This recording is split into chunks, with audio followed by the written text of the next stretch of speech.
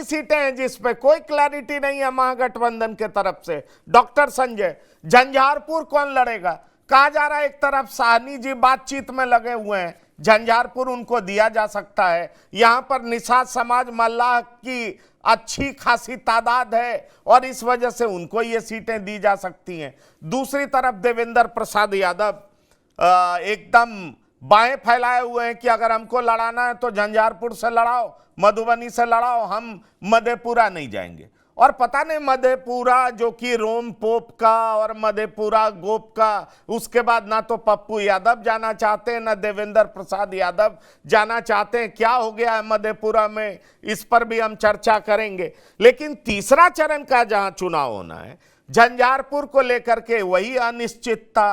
अभी 2 दिन पहले जब तेजस्वी यादव दिल्ली के लिए रवाना हो रहे थे तो देवेंद्र प्रसाद यादव के सुपुत्र बैठे हुए थे।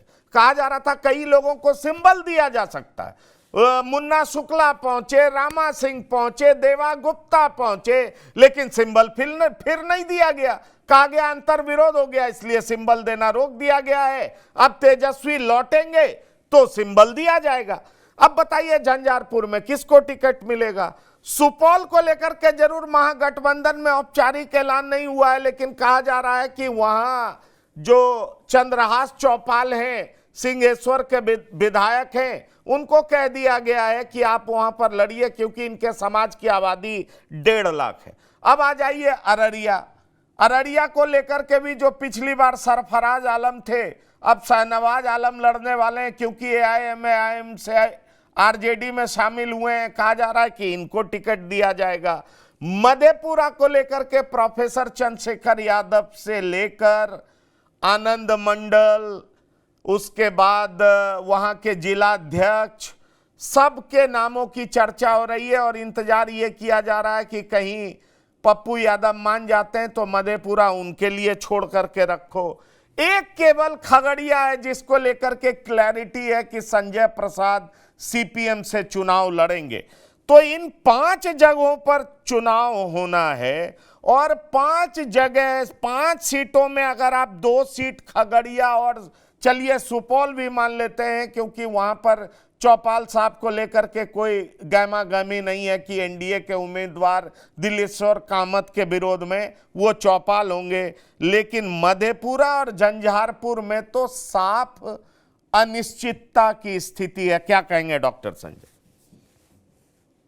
देखिए, आपने तो अभी मुकेश साहनी जी का नाम बताया, वो 2 सीट की बात अभी भी वो कर रहे हैं और अभी भी जो उनका जो कक्ष, जो कार्यालय पटना में बनाए हुए हैं, वो भी एक जो फिल्म की जो स्टूडियो बनती है ना, उसी स्टाइल में बना हुआ है।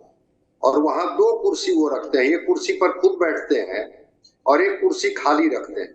अब वो NDA तो वाले लोग तो बैठने वाले हैं नहीं, तो महागठबंधन के ही कोई नेता वो बगल वाली कुर्सी पर बैठेंगे।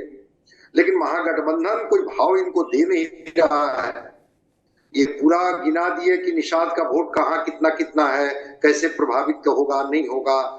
बहुत होगा तो 1 सीटें इनको दी जा सकती है अगर लगेगा कि हाँ ठीक है तो। और अगर 2 सीट पर बात होती है तो 1 सीट कांग्रेस अपने हिस्से से देगी और 1 सीट RJD से देगी, मिलेगी, ऐसा कयास लगाया जा रहा है। अगर साहनी को एकोमोडेट किया जाएगा तो देवेंद्र प्रसाद यादव उम्र के जिस पड़ाव पर चले गए हैं, अपने बेटे के लिए वो ज्यादा इंटरेस्टेड है कि हम अपने बेटे को चुनाव लड़ाना चाहते हैं, जो यहाँ खबरें हैं। लेकिन अब वह भी फाइनल नहीं किया जा रहा है कि उनके बेटे को दिया जाएगा कि नहीं दिया जाएगा, किसी और को दिया जाएगा। मधेपुरा में मैंने बताया ना कि वहां पर EBC की आबादी बहुत अच्छी खासी है।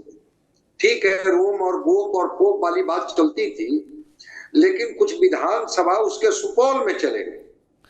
नहीं, पर मेरे पास जो डेटा है डॉक्टर संजय, 3.5 लाख यादव हैं, 2 लाख मुस्लिम हैं, 1.5 लाख ब्राह्मण हैं, 1.25 लाख राजपूत हैं, 2.25 लाख दलित हैं और कोयरी कुर्मी 1.5 लाख हैं। तो निश्चित तौर पर अगर ब्राह्मण, राजपूत, दलित और कोयरी कुर्मी NDA के पक्ष में मतदान करते हैं, ये लोग सब एक साथ हो जाते हैं, तो निश्चित तौर पर आरजेडी के लिए मुश्किल होगा, क्योंकि माई समीकरण इफेक्टिव नहीं दिखता है। और खासतौर पर 2019 में तो पप्पू यादव 1 लाख वोट भी नहीं पा सके थे, कहा जा रहा है, इसलिए पप्पू यादव मधेपुरा के लिए तैयार नहीं। इन वो सेफ सीट नहीं मान रहे हैं मधेपुरा। उनको लगता है कि जैसे ही यहाँ पर यादवों की गोलबंदी होगी, एक अलग पोलराइजेशन हो जाएगा।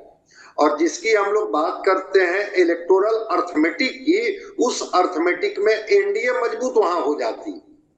तो यादव कैंडिडेट तो होते हैं, लेकिन जैसे ही इधर पोलराइजेशन होता है, एक मजबूत स्थिति एनडीए के साथ खड़ी हो जाती है, और उस स्थिति में वो महागठबंधन के लिए सेफ सीट नहीं रह जाता है। फिर भी प्रोफेसर चंद्रशेखर और ये जो आपने कहा, क्योंकि पहले तो एनडीए से चर्चा थी कि निखिल मंडल लड़ेंगे, जब निखिल मंडल नहीं है तो इधर से आनंद मंडल की बात चल रही है कि अगर आनंद मंडल को महागठबंधन लड़ा दे, वो भी जो बीपी मंडल के पोते हैं, तो क्या बुरा है। तो ये दोनों पर बात चल रही है। लेकिन पप्पू यादव के बारे में मैं बता रहा हूं कि अभी भी वो कह रहे हैं कि कोई मैं डगरा का बैगन हूं कि जहां चाहेंगे वहां ठेल देंगे। और बीमा भारती कर रही है कि भाई ये तो गठबंधन धर्म का पालन नहीं हो रहा है, कि हमें सिंबल दे दिया गया, हमें टिकट दे दिया गया, पप्पू यादव ताल ठोक रहे हैं कि हम तो पूर्णिया छोड़ेंगे नहीं। ये कैसा गठबंधन है।